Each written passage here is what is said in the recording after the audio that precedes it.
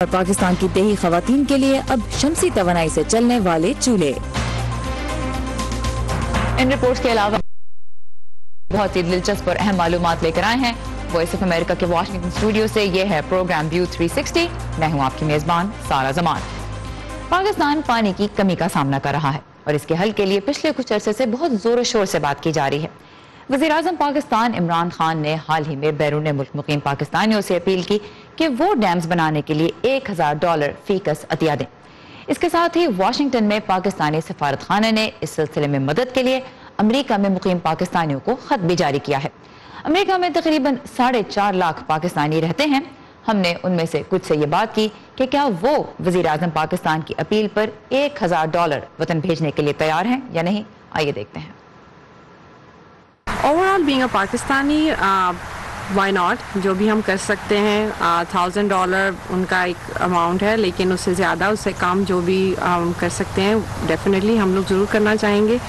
Policy as a policy I am optimistic, लेकिन कहते हैं कॉशियसली ऑप्टिमिस्टिक। अभी कोई क्लियर पॉलिसी तो है नहीं कि इसकी एग्जीक्यूशन कैसे होगी।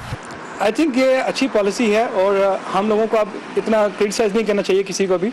अब ये पॉलिसी अच्छी है हम लोगों के लिए नहीं, जो हम लोग तो अमेरिका में रह रहे हैं। हम लोगों को उन लोगों के बारे में सोचा चाहिए जो पाकिस्तान में रह रहे हैं, उनके पास ना पानी है ना उनके पास बिजली। Is all about Pakistan. देखिए, पॉलिसीज़ तो पहले भी गवर्नमेंट्स ने काफ़ी बनाई हैं, मगर असल चीज़ ये कि इम्प्लीमेंटेशन। मोस्टली लोग गवर्नमेंट पे तो नहीं, इमरान खान पे ट्रस्ट करते हैं कि उन्होंने डिलीवर किया है और उनके ऊपर उनको उम्मीद है, चाहे उनके सपोर्टर हो चाहे उनके ना हो। तो यस और नो आंसर द क्वेश्चन उसको जो है हाँ या ना में है। तो हाँ, ये पहली बात तो ये कि Imran Khan himself is an honest का और कमिटेड का, तो उसमें तो पहली बात उसमें कोई शक नहीं होना चाहिए। और उनकी कमिटमेंट पाकिस्तान और पाकिस्तान के लोगों के साथ जो है वो तो अनशेकेबल है, तो उसको एक this is a positive thing for him. और नो इसलिए कि पहली बात कि कोई प्लान नहीं है सामने इस वक्त, हमारे कुछ पता नहीं है टाइमलाइन क्या है, माइलस्टोन्स क्या है, डेडलाइंस क्या हैं, कितना पैसा चाहिए, तो एक वो एस्टिमेट बिल्कुल सामने नहीं है। अगर सिर्फ अमेरिका में मुकीम पाकिस्तानियों की बात करें तो उनमें एक बड़ी तादाद तो बच्चों और नौजवानों की है जो अभी तालीम हासिल कर रहे हैं, और इसी तरह कई बुजुर्ग और खवातीन भी खुद कफील नहीं। तो अमेरिका से डैम्स के लिए कितनी रकम जमा होती है, इसका अंदाजा लगाना थोड़ा मुश्किल है। पाकिस्तान में पानी का मसला आज पैदा नहीं हुआ। आलमी इदारे तो एक अरसे से खबरदार कर रहे थे कि मुल्क 2025 तक पानी की शदीद किल्लत का शिकार हो जाएगा, और वो वक्त अब तकरीबन 6 साल दूर रह गया है। पाकिस्तान के सरकारी आदाद शुमार के मुताबिक मुल्क में हर साल बारिशों से तकरीबन 145 मिलियन एकड़ फीट पानी बचाया जा सकता है, जो कि 10% से भी कम है। 21 अरब रुपए मालियत का पानी हर साल जाया हो जाता है। जहां आलमी मयार यह है कि 130 दिन की सप्लाई जखीरा की जाए, पाकिस्तान में सिर्फ 36 दिन की जरूरत का पानी जखीरा हो सकता है। मुल्क में 90% पानी ज़राअत के शोबे में इस्तेमाल होता है, लेकिन वहां भी 50% नहरों का रुख मोड़ने में जाया हो जाता है। पाकिस्तान की नेशनल वाटर पॉलिसी कई सालों की ताखीर के बाद इस साल अप्रैल में जारी की गई, और इसके तहत सूबों को पानी से मुतल्लिक मास्टर प्लान बनाना है और 2030 तक 33% पानी जखीरा करना है। वॉइस ऑफ अमेरिका ने इस्लामाबाद में वजारत पानी और बिजली के साबिक सेक्रेटरी मिर्जा हामिद से जब तरबेला डैम मुकम्मल हुआ, मजीद कोई डैम तामीर नहीं किया गया, कोई बड़ा डैम तामीर नहीं हुआ, और उसकी बुनियादी वजह सियासी पार्टियों की आपस की चपकलिश और इत्तेफाक राय ना होना, और सूबों में सबसे बढ़ के ये कि सूबों में इत्तेफाक राय ना होने की वजह से डैम का मसला मुसलसल डेफर होता रहा, और मुख्तलिफ हुकूमतों ने कोशिशें भी की, लेकिन कोई वो इस मामले में कंसेंसस डेवलप नहीं कर सके सूबों का। इस साल आने वाली वाटर पॉलिसी में दियामिर भाषा डैम की तामीर के जल्द आगाज पर भी जोर दिया गया। हमने हामिद हसन से पूछा कि आज बैरून मुल्क मुकीम पाकिस्तानियों की मदद से फंड्स जमा होने वाली रकम कल डैम बनाने में कितनी मददगार साबित हो सकती है। जब ये डैम मुकम्मल होगा, जिसका कि अरसा 7-8 साल से कम नहीं हो सकता, तो उस वक्त तक इसकी कॉस्ट बढ़ के मेरे ख्याल में कुछ 16, 17, 18 अरब डॉलर हो चुकी होगी। लेकिन फिर भी मायूसी की ज़रूरत नहीं है, इसलिए कि ये सारे पैसे एक तो हमें यकमुश्त नहीं चाहिए, ये तमाम रकम जो है ये स्प्रेड ओवर होगी, उसकी जो सालाना ज़रूरत होगी फंड्स की वो समझ लीजिए $2 अरब होगी या $2.25 अरब होगी। माली मसाइल अपनी जगह, साबिक सेक्रेटरी पानी और बिजली मिर्जा हामिद हसन के मुताबिक बड़े डैम तामीर करना अब वक्त की जरूरत है।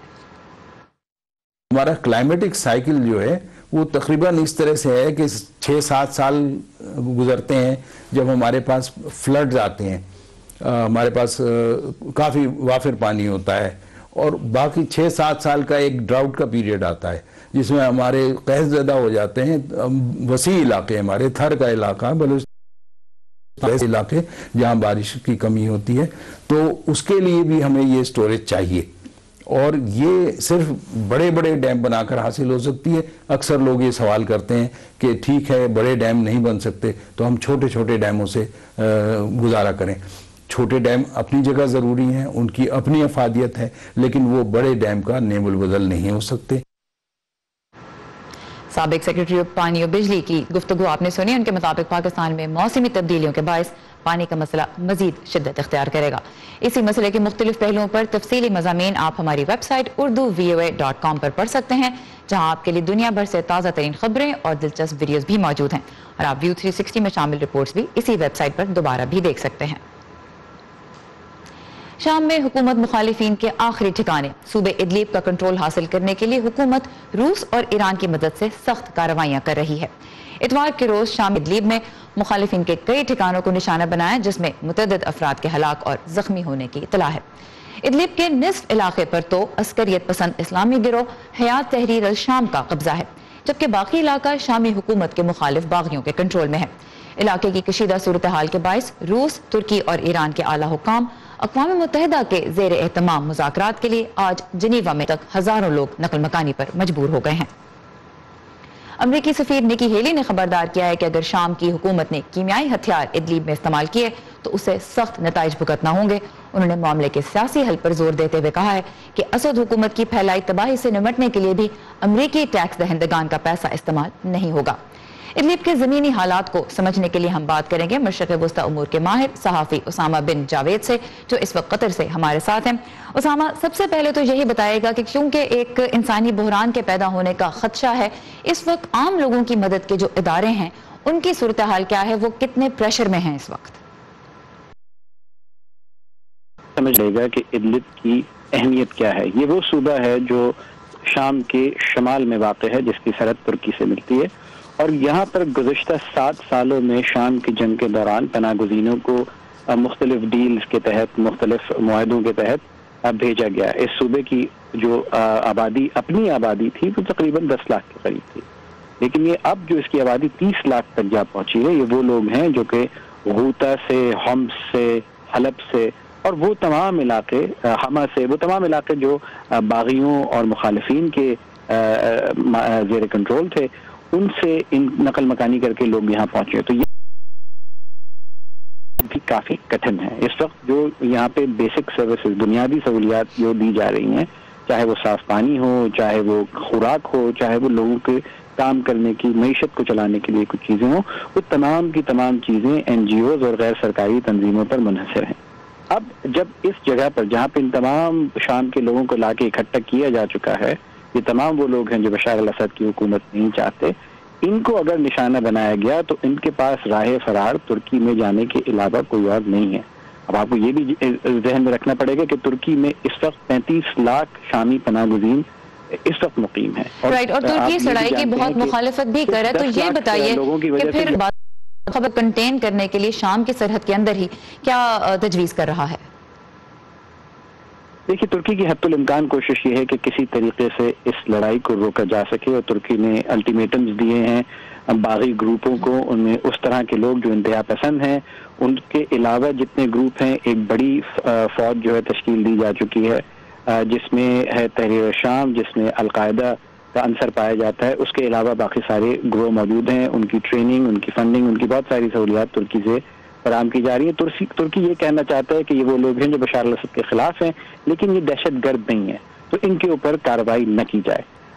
किसी हद तक रूस इस वक्त तुर्की के साथ है, लेकिन चूंकि बशार अल असद हुकूमत का एक बड़ा सपोर्टर ईरान है, ईरानी फौजी जो इस वक्त वहाँ मौजूद हैं, उनके गालिबन ये गुमान किया जाता है कि उनका कहना है कि वो इस आखिरी इलाके को भी क्लियर करेंगे और शामी हुकूमत के ज़ेरे कंट्रोल लेकर आएंगे। ऑलराइट, उसामा बिन जावेद कतर से, इसके अलावा और कुछ नहीं। ऑलराइट, उसामा बिन जावेद कतर से हमारे साथ है, मशरक़ वस्ता अमूर के माहिर, जो इदलीब की सूरत हाल पे हमें तफसीलात से आगाह कर रहे थे। उसामा, आपके वक्त का बहुत शुक्रिया। और अब कुछ बात करते हैं अमेरिका की। 2 माह बाद अमेरिका में कांग्रेस के इंतखाबात होने वाले हैं, जिनमें अमेरिकी वोटर्स सदर डोनाल्ड ट्रंप की पॉलिसी डेमोक्रेटिक पार्टी दोनों ऐवानों में अक्सरियत हासिल कर लेती है तो इसका असर सदर के एजेंडा और आइंदा 2 साल में रिपब्लिकन पार्टी की सियासत पर भी पड़ेगा। मजीद तफसीलात जानते हैं इस रिपोर्ट में। Please welcome the President of the United States, Donald J. Trump. नवंबर में अपने मुस्तकबिल को खतरे के पेश नजर सदर ट्रंप इंतखाबी मुहिम में ज्यादा जारहाना अंदाज अपना रहे हैं। We need Republicans in Congress. हमें कांग्रेस में रिपब्लिकन्स चाहिए। मौजूदा डेमोक्रेटिक पार्टी बाएं बाजू की नजरियात से नफरत करने वालों, रियासत के अंदर रियासती इंतहा पसंद अनासर, एस्टेब्लिशमेंट के साथी और उनके इत्तेहादियों के हाथों यरगमाल बनी हुई है। नवंबर के इंतखाबात में सदर ट्रंप कोयले का कारोबार करने वाले केविन एबट जैसे हामियों पर इन्हिसार कर रहे हैं। मुझे सदर ट्रंप के ख्यालात पर एतमाद है। मैं समझता हूँ कि अगर लोग उनके सामने रुकावटें खड़ी न करें तो वो हैरान कुन काम कर सकते हैं। वो पहले ही बहुत कुछ कर चुके हैं। मगर ट्रंप की सदारती मुद्दत ने डेमोक्रेट्स में भी जोश पैदा कर दिया है। वो सदर के सियासी एजेंडे को रोकने के लिए नवंबर में ऐवान नुमाइंदगान में फिर से अक्सरियत हासिल करने के लिए फैसला कुन जंग के लिए तैयार हैं। और जो लोग सदर के खिलाफ मुहिम चला रहे हैं उनमें सेनेटर बर्नी सैंडर्स भी शामिल हैं। नवंबर में दोनों इमामों पर डेमोक्रेटिक पार्टी के कंट्रोल का मतलब सदर के लिए मुश्किलात होगा। Number 1, no more Republican. पहली बात यह है कि रिपब्लिकन्स मजीद कानून साजी नहीं कर सकेंगे। दूसरा ये कि कांग्रेस में डेमोक्रेट्स हर मामले पर निगरानी रखने के मुस्तहिक होंगे, जो कि कांग्रेस की अहम जिम्मेदारियों में से है। सदर के हामी, जिनमें उनके साबिक मुशीर स्टीव बैनन भी शामिल हैं, इन वस्त मुद्दती इंतखाबात को सदर की पॉलिसियों के खिलाफ रेफरेंडम के तौर पर देखते हैं। अगर ईवान नुमाइंदगान पर हमारा कंट्रोल रहता है तो सदर ट्रंप का प्रोग्राम जारी रहेगा। अगर हम इसे खो देते हैं तो नैन्सी पेलोसी इस प्रोग्राम को रोकने की भरपूर कोशिश करेगी। We're going to keep on fighting. We're going to keep on winning. Gallup polling के फ्रैंक न्यूपोर्ट कहते हैं कि दोनों जमातों के लिए वस्त मुद्दत इंतखाबी मुहिम में सदर ट्रंप मरकजी इशू हैं। मेरा ख्याल है कि रिपब्लिकन्स उनका जिक्र करते हुए कहेंगे कि मुझे वोट दें। उनमें से कुछ कहेंगे मेरे लिए वोट डालें, क्योंकि अगर डेमोक्रेट्स कांग्रेस में ज्यादा होते हैं तो फिर सदर के मुआवजे की तहरीक चल सकती है। और डेमोक्रेट्स वाज़े तौर पर कहेंगे कि हमें वोट दें, क्योंकि हम सदर की पॉलिसियों की मुखालफत करेंगे। तो मेरा ख्याल है कि इंतखाबात में वो मरकजी हैसियत रखते हैं। डेमोक्रेट्स की ख्वाहिश है कि वो ऐवान नुमाइंदगान में दोबारा अक्सरियत हासिल कर सकें, जबकि रिपब्लिकन्स के सेनेट में अपनी अक्सरियत बरकरार रखने के लिए माहौल साजगार लगता है।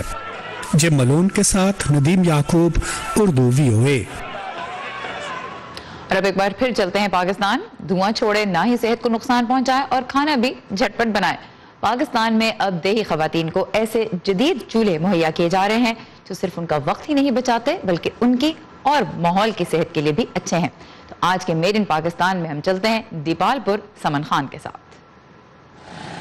लाहौर से तकरीबन 60 किलोमीटर दूर दीपालपुर रोड पर वाक़िया गांव मियांवाला सरकारी गैस कनेक्शन की पहुंच से यहाँ की ख्वातीन की जान खलासी होती दिखाई दे रही है, क्योंकि इनके गांव में अब सोलर शीट और बैटरी से चलने वाला चूल्हा जो आ गया है।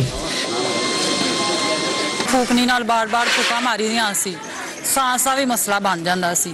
ਹੁਣ ਇਹ ਚੁੱਲ੍ਹਿਆਂ ਦੇ ਨਾਲ ਇਹ ਕਿ ਨਾਲ ਫੂਕਣੀ ਵੀ ਲੱਗੀ ਹੁੰਦੀ ਹੈ, ਅਸੀਂ ਆਸਾਨੀ ਨਾਲ ਅੱਗ ਜਲਾ ਲਈਦੀ ਹੈ। ਪੰਨੀ ਫੂਕਣੀ ਲਾਈ ਦੀ ਹੈ ਨਾ, ਜੇ ਜ਼ਿਆਦਾ ਅੱਗ ਤੇਜ਼ ਹੋਣ ਲੱਗੇ ਉਹਨੂੰ ਦਬਾ ਕੇ ਬੰਦ ਕਰ ਦਈਦਾ ਹੈ। ਜੇ ਕੰਮ ਕਰਨੀ ਹੋਵੇ ਤਾਂ ਉਹਨੂੰ ਜਿਹੜੀ ਫੂਕਣੀ ਉਹਨੂੰ ਥੋੜਾ ਜਿਹਾ ਸਾਈਡ ਤੇ ਕਰ ਦਈਦਾ ਹੈ। ਹਰ ਚੀਜ਼ ਬਣਾ ਲਈਦੀ ਹੈ ਜੋ ਘਰ ਮਸलन ਦਿਲ करे।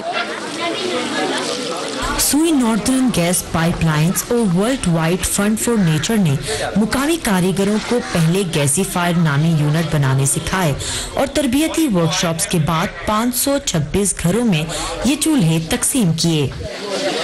हर गैसीफायर के साथ देने की शराइत हैं, जिसमें 10 दरख्त लगाना और उनकी उस फैमिली के बच्चों का स्कूल जाना वो एक लाजमी रखा गया। गैस लाइन इधर दूर से आएगी, उसमें जो उसकी मेंटेनेंस, उसके ऑपरेशंस, उसकी एक सर्टेन कॉस्ट है जो कि शायद फिजिबल ना हो, लेकिन हमारा क्योंकि एक गवर्नमेंट का जो सोशियो इकोनॉमिक एजेंडा है हम उसके तहत काम करते हैं। अगर रिमोट एरियाज में अगर हमें गैस पाइपलाइन ना बिछाएं, कम से कम इस तरह तो लोगों को फैसिलिटेट कर सके, क्योंकि इसके ऊपर कम्युनिटी से की जानिब से उम्मीद की जा रही है कि ये तरीक़ाकार माहौल दोस्त साबित होगा। एग्रीकल्चर या ज़राई फसलात हों, वो उनमें बहुत से रिवायती ईंधन को रिप्लेस करने के लिए इस गैसीफायर को बनाया गया। जो किसान है वो फसल के जितने भी वेस्ट मटेरियल है उसको, चूंकि उनके पास कोई मुतबादल उसका इस्तेमाल मौजूद नहीं है, तो उसको वो खेत में ही जला देते हैं या वो वैसे पड़ा रहता है। तो उसको जलाने की बजाय अगर इसमें इस्तेमाल होगा तो वो स्मॉग वाला इशू जो है वो बहुत ज़्यादा एड्रेस होगा इससे। पंजाब और खैबर पख्तूनख्वा के देही इलाकों से शुरू होने वाला ये और अगले साल कमर्शियल सतह पर मुतारिफ कराना मंसूबे का हिस्सा है। Saman Khan, Urdu voice of America, Tipalpur. View 360 में हम जानवरों के तहफ़्फ़ुज़ से मुतालिक रिपोर्ट तो आपको दिखाते हैं, आज उसे थोड़ा हटके। भारतीय रियासत हिमाचल प्रदेश में बंदरों को खेती बाड़ी के लिए खतरा करार देकर उनकी आबादी में कमी की मुहिम चलाई जा रही है। किसानों ने वो फसलें उगाना बिल्कुल बंद कर दी हैं जिन्हें बंदर खाना पसंद करते हैं, लेकिन मकामी आबादी के मुताबिक बंदरों के खात्मे के लिए जो मुहिम चलाई जा रही है ये शायद बहुत ज़्यादा कामयाब ना हो सके, क्योंकि एक बंदर की जिंदगी का दौरानिया 20 से 25 साल तक होता है और इसलिए नए बंदर ना भी पैदा हों, तबई मौत के जरिए मरने वाले जो बंदर हैं उनकी मौजूदा आबादी तो कम करने में 20 से 25 साल लग जाएंगे। इलाके में बंदरों की आबादी 1.5 लाख से जायद है। हिमाचल प्रदेश भारत की पहली ऐसी रियासत है जहां बंदरों की किया गया था और अब तक 1 लाख से जायद बंदरों को बांझ बनाने पर $35 करोड़ खर्च हो चुके हैं। और आखिर में खेल, जो न सिर्फ वर्जिश का अच्छा जरिया है बल्कि उससे इंसान को अपनी क़ुव्वतें मुस्बत तरीके से बरूकार लाने का मौका भी मिलता है। कराची का इलाका लियारी आमतौर पर जराइम पेशा गैंग्स की वजह से जाना जाता है, लेकिन वहाँ ऐसे नौजवानों की भी कमी नहीं जो फुटबॉल के सहारे अपनी जिंदगी को अच्छे रास्ते पर डालना चाहते हैं। कमी है तो बस मौक़ों की। मजीद देखते हैं इस खुसूसी रिपोर्ट में। के मराकज़ के हवाले से जाना जाता है। हर जगह हर वक्त गोलियों की आवाज़ सुनते थे बच्चे, उनके साथ हम भी शामिल होते थे, अपने घरों को बंद करके बैठ जाते थे। मगर यहाँ के नौजवान इस तासुर को गलत साबित कर रहे हैं। लियारी की तंग और गुलजान आबाद गलियों से गुजरते हुए अक्सर आपका सामना ऐसे लड़कों से होगा जो इर्द गिर्द की गंदगी, गोलियों की आवाज और नशे की बू को भुलाकर अपनी तवज्जो फुटबॉल पर मरकूज किए हुए नजर आते हैं। लियारी काफी शुरू से ही उसको ब्राजील कहते हैं। उनका शौक ही फुटबॉल खेलना है और स्पोर्ट्स में, बॉक्सिंग में, साइकिलिंग में। रफीक भी इन लड़कों में से एक है जो फुटबॉल को लियारी की पहचान बनाना चाहते हैं। वो आज भी इन गलियों से बच्चों को इकट्ठा करके एक ग्राउंड में उनकी ट्रेनिंग करवाता है। हमें बच्चों को इन एक्टिविटीज के अंदर रखना भी जरूरी है, वरना लियारी का माहौल तो ऐसा है कि ज़्यादातर यहाँ पे थोड़ा बच्चा अगर बड़ा हो जाता है तो वो फिर मंशियात का आदी हो जाता है। लेकिन इस वक्त जो है हमने स्पोर्ट के ज़रिए एज अ फुटबॉलर होने के नाते हम सब ये कोशिश कर रहे हैं कि यहाँ मंशियात को ख़त्म किया जाए। लियारी में फुटबॉल को जुनून की हद तक चाहने की वजह इस बात से मालूम की जा सकती है चौरी के अंदर जराइम में वाज़े कमी देखी गई, जबकि पिछले साल जराइम की मद में कराची के अंदर 3000 से ज्यादा लोग मारे जा चुके थे, जिसमें 100 का ताल्लुक लियारी से था। यहाँ पर गोलियां चलती थी, हमको फिर भी फुटबॉल का जुनून था, शौक था। यानी कि वो इस खौफ में नहीं होते थे कि मुझे गोली लग जाएगी, मैं मर जाऊंगा। उसको बस यही ज़हन में होता था कि नहीं, मुझे ग्राउंड में जाना है और मुझे फुटबॉल खेलना है।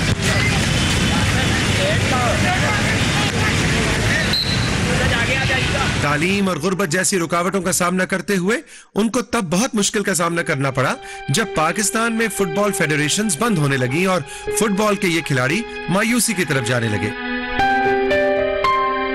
डिफरेंट जो फुटबॉल के डिपार्टमेंट है वो बंद हो रहे, उनको बैंड लगाया जा रहा है। पाकिस्तान फुटबॉल फेडरेशन है 2 ग्रुप में बटा हुआ है, तो उसी वजह से ये फीफा ने इन लोगों पर बैन लगाई है। यहाँ पर मसला चल रहा है पाकिस्तान फुटबॉल फेडरेशन का, उससे प्लेयरों के मसले जो भी बंद हो गया 3 साल से, ना प्रीमियर लीग हो रही है ना कोई और इवेंट हो रहा है। अब हमें नजर नहीं आता कि कुछ बच्चों का आगे जो फ्यूचर कुछ आगे, हम लोग कुछ मायूसी का शिकार हो रहे हैं। पाकिस्तान के लिए इंटरनेशनल लेवल के खिलाड़ी पैदा करने के बावजूद लियारी में सिर है। अपनी मदद आपके तेज मतलब चलाते, कोई हम लोग को फंड नहीं देता।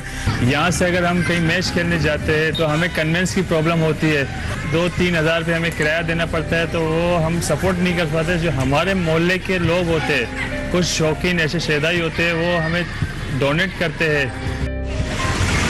फुटबॉल को अपना करियर बनाने वाले बहुत से खिलाड़ियों ने फुटबॉल छोड़कर दूसरी मुलाजमतें इख्तियार कर ली हैं। जो मेरे साथ नेपाल में था पाकिस्तान टीम का असलम, वो अभी रिक्शा चला रहा है। वो जो है ये सोचते हैं कि यार आगे तो हमारा कोई फ्यूचर है नहीं, तो वो मजबूरी के तौर पे कोई कंपनी में चला गया, कोई रेडी लगाने शुरू हो गया, यहाँ पे कोई ढाबे की शॉप पे चला गया, कोई चाय बेच रहा है।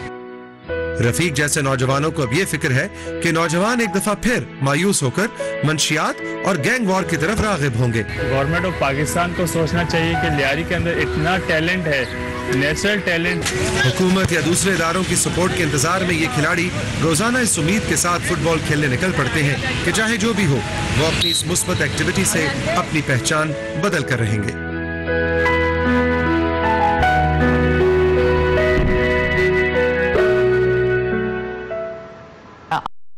लॉग ऑन कीजिए हमारी वेबसाइट पर, जिसका पता है urduvoa.com। सारा ज़मान को इजाजत दीजिए। खुदा हाफिज़।